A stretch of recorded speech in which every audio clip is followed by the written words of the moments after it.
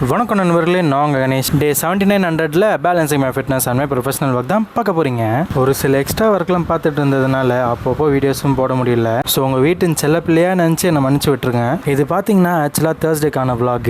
நல்லபடியாக shoulder class முடிச்சுட்டு அப்படியே லைட்டாக கார்டியோவுக்கு சைக்கிளிங் பண்ணிவிட்டு கிளம்பிட்டேன். அடுத்து பார்த்தீங்கன்னா நம்ம வேலையை ஸ்டார்ட் பண்ணுறதுக்காக காலை உணவை சாப்பிட்டுக்கிட்டேன். முட்டையின் பற்றாக்குறைனால 2 முட்டையை மட்டும் அவிச்சு எடுத்துகிட்டு வந்துட்டேன். கடையில் எந்த வேலையும் இல்லாதனால மதியானத்துக்கு மேலே வீட்டுக்கு போயிட்டு சாயந்தரம் போல் கடைக்கு வந்தேன்.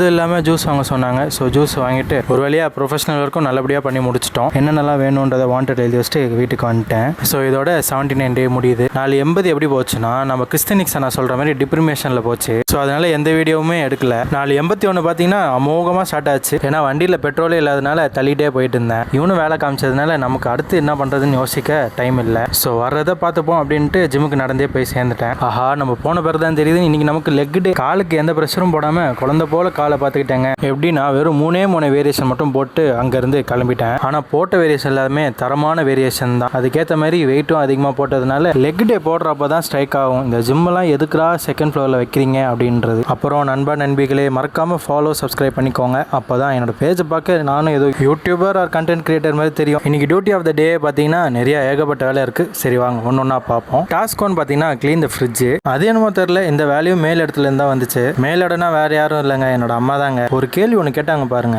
மற்ற இடத்துல சுத்தமாக வச்சிருக்கே, இந்த இடம் மட்டும் ஏன்டா இவ்வளோ கன்றாவியா இருக்கு அப்படின்னு சொல்லிட்டாங்க. சொல்ல போனால் எனக்குமே அந்த இடம் உறுத்தலாக தான் இருந்துச்சு. ஸோ க்ளீன் பண்ணலாமேன்ட்டு பண்ணிட்டேன். டாஸ்க் 2 பார்த்தீங்கன்னா அலங்கோலமாக இருக்கிறத அழகாக மாற்றிட்டேன். இதுக்கு ஏதோ டிசார்டர் பேருன்னு ஒன்று சொல்லுவாங்க, அது என்னன்றதை கமெண்ட்ல சொல்லிடுங்க. டாஸ்க் 1, 2 ஓகேயா. அடுத்த டாஸ்க் பார்த்தீங்கன்னா ஊர் சுற்றுற வேலை, அதாவது சோர்காப்பேட் போகிற வேலை. ஸோ அதுக்காக வீட்டுக்கு வந்து ஃப்ரெஷ்ஷப் ஆகிட்டு சாப்பிட்டுட்டு கிளம்பிட்டேன். ஒரு வழியாக நம்ம மக்களுக்கு தேவையான பொருளை வாங்கிட்டு வந்துட்டேன். அது கூடவே நம்ம கடைக்கு தேவையான ஸ்டாக்கையும் வாங்கிட்டு வந்துட்டேன். டமால் டுமில்னு 3 டாஸ்க் ஓகே. இது எல்லாத்தையும் வாங்கி கொடுத்துட்டு நான் வீட்டுக்கு வந்துட்டேங்க. சாயந்தரத்துக்கு இந்த லஸ்ஸியை குடிச்சுக்கிட்டேன். இதை முடிச்ச கையோட நைட் டின்னர் முடிச்சுட்டு இந்த வீடியோ முடிச்சுக்கிறேன். Bye bye.